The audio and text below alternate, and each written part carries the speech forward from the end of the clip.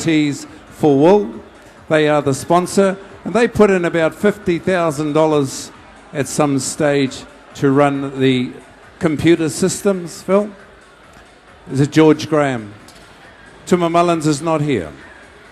Can't see him anywhere, he's disappeared. So the last minute preparations, shearers on the board please.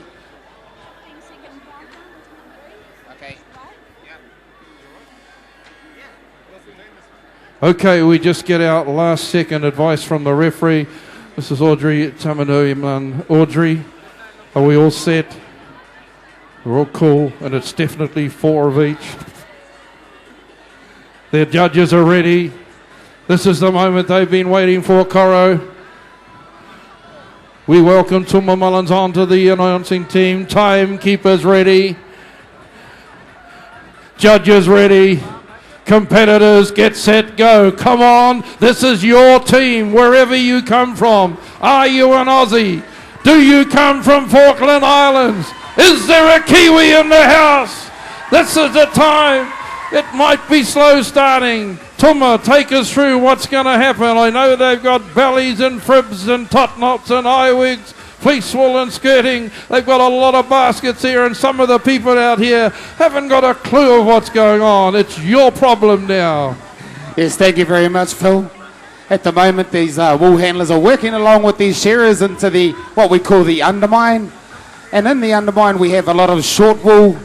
There could be a little wee bit of stain. They take off the back socks. That's got to go into a different basket as well.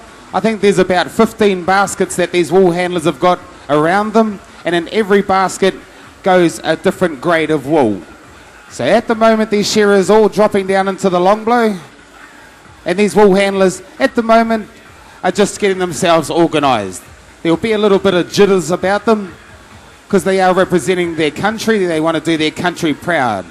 All shearers coming down the last side. Shearers, just have a look up the board, guys. We'd like to keep you guys together. It would be a little bit unfair if some of you were a little bit slower. So here we go. Fair sheep about to go at the porthole. We've got Rachel Hutchison turns. Beautiful throw down there on table number 3. A little wee bit of bunching up the top. A little bit overhanging, but not too bad. Lovely throw from the Falkland Islanders. And we've got Joanne Kumeroa, New Zealand. Woo! That's a beauty. Well, there's not much between those throws, Tuma. The Coro, you're pretty close down there. I wouldn't like to pick that one. But now they've got to get right into the hard work and get prepared. Oh, the Falklands by far had the best throw. The Falklands by far had the best throw. Samantha Hurdle and Vicky Lee. Ladies and gentlemen, once the shearers have dispatched the thing, the wool handler has to run back to the floor and make sure it's nice and clean. But Tuma Mullins, you're the expert here. Let's take it on a bit more. Oh, he might have gone to sleep again. No, there he is. Oh, Tuma, they're back for another throw. They're having to really work it out this time. It's a team effort. They can't get mixed up, can they? No, you're right, Phil. These wool handlers would have been out the back drawing up little plans on a bit of paper as to where every single wool bin will go, what they want to do with it. They will have a strategy in mind. Here we go, New Zealand, beautiful throw again. Oh, she landed it beautifully on the table. I wonder what the gap is between the long wool and the second shear. 15 seconds, I think these wool handlers have got. 15 seconds between full wool and second shear. Shearer's doing a good job sticking together. In the past, it's been like the rugby, the Aussies and the Kiwis are pretty much neck and neck, and it's looking like that right now because the Australians have got both fleeces skirted. The New Zealanders have now. Here we go. We're waiting for the throws. How's that? Coro down there. It looks good. Oh. Come on, you supporters out there. There's the Kiwi girl doing another good show. 8, 9. There is a countdown, 10, ladies and gentlemen, 11, and I think it's about 12. Bugger all seconds 13, anyway before they get 14, ready for the next lot of wool. 15. But don't forget the wool Okay, is shearers. not quite 15 seconds has gone by, and we got the second shear coming up. Oh, this is some good pressure, Phil. Well, it's Very a good change pressure. of wool, ladies and gentlemen, so they've got to clear that long wool out. The last of the long wool fleeces up there on table number 3. Kiwis are in front a little bit in front of the Falkland Islands. Australia still has a piece down there, Coro, have they? Oh, they're in 6s and 7s. Where's all you Australians? Because the New Zealanders have got them tied up in knots at the moment. And we talked about the value of the wool. It's almost worth $1 billion.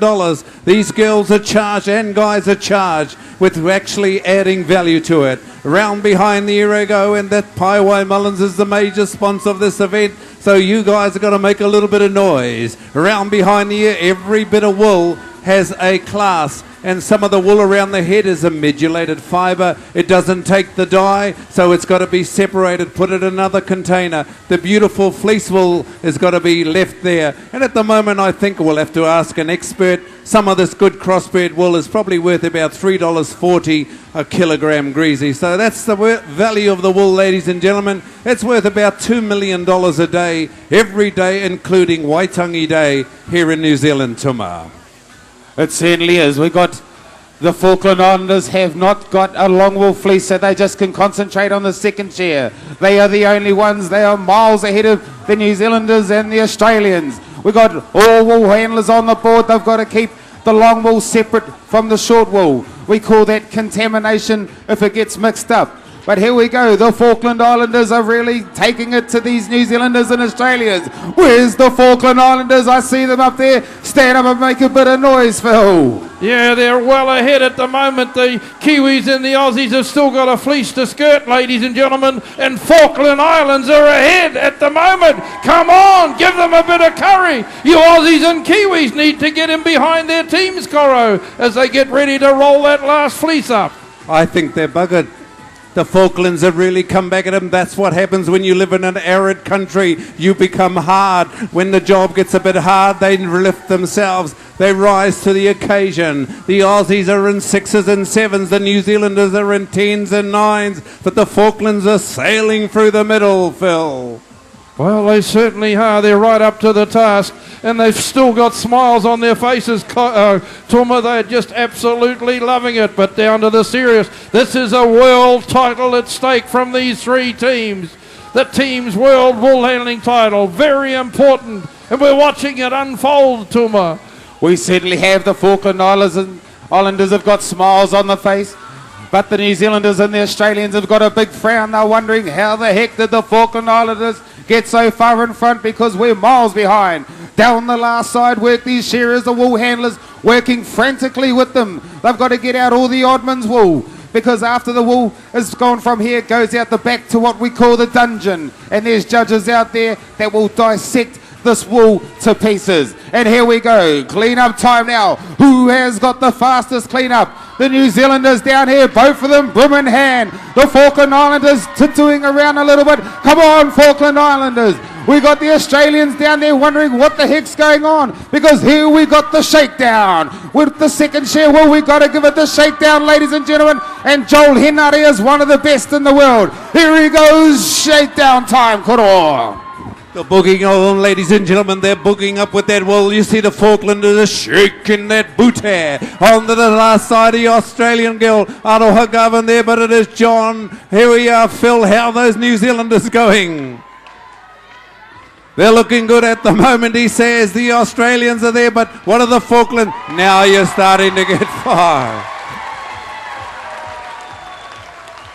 Wow, how close is that? And the Australian team are not quite finished yet. New Zealand, then Falkland Islands, just seconds apart. The World Wool Handling Team final at stake. The Australians are looking at each other. Give them a hand as they raise their hands and finish. We'll find out a little later on just who it is that's taken that out. Ladies and gentlemen, if you can see around there, what happens now is the clean-up. And if you're close enough to see, we might be able to see it on the screen there. It is all